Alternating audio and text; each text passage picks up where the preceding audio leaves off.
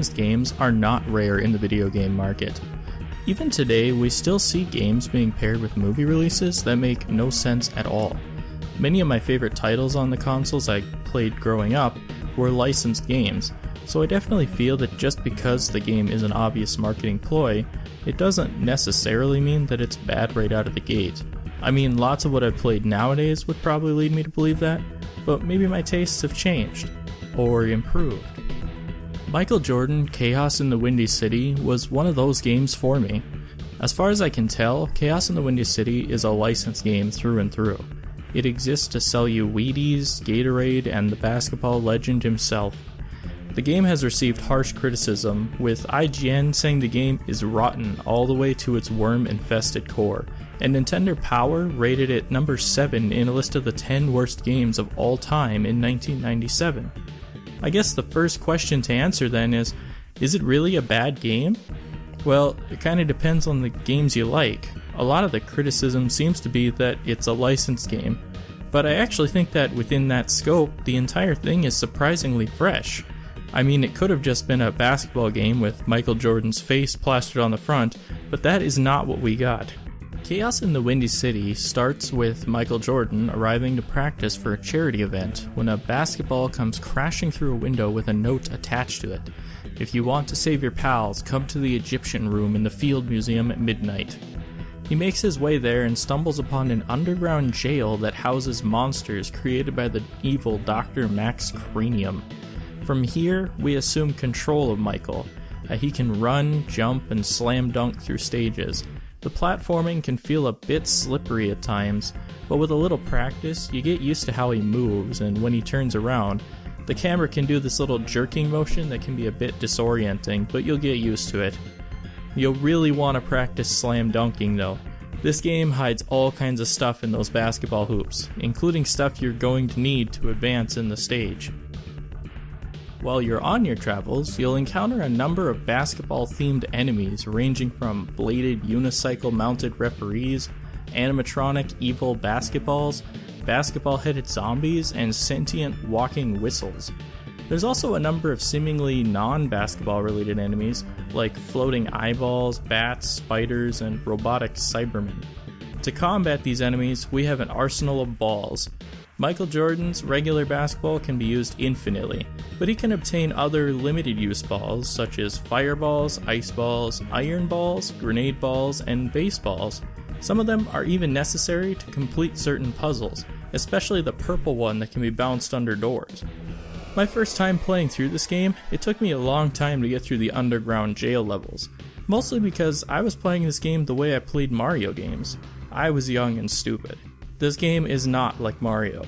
You can't jump on enemies to defeat them, and you're not necessarily moving from left to right. Levels are designed to be worked through slow and deliberately. They're mazes of ups and downs, colored keys, locked doors, and puzzles. On top of all of that, our ultimate goal is to rescue all of our basketball friends, some of which are pretty well hidden in their stages. The look and feel of the game is where it shines the most. Chaos in the Windy City has a stellar soundtrack, sporting one of the catchiest title themes I remember hearing on the Super Nintendo. Every set of stages has background music that fits the area. Lead composer David Whittaker had done many games before this one, including Shadows of the Beast, Alfred Chicken, and Lemmings 2, and his particular flair of music is always something that seemed to suck me into a game.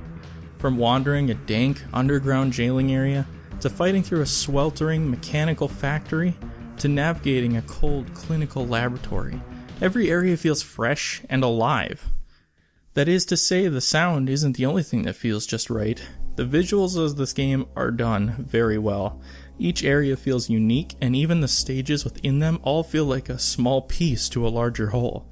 The design never feels washed out, and the colors, while not always super bright and vibrant, work well with the enemies and the player.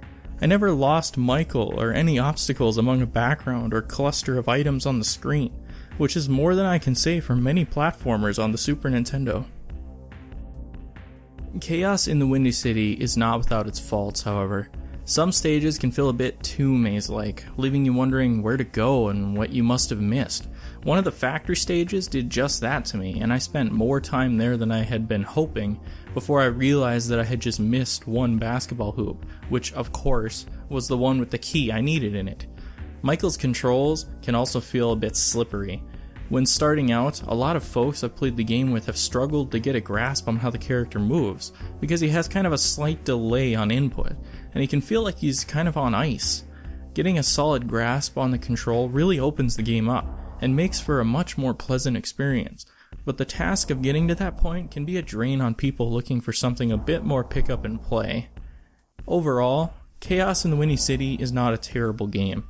It's definitely a licensed game. It exists to sell you Michael Jordan, Gatorade, Wheaties, and anything else they could squeeze in there.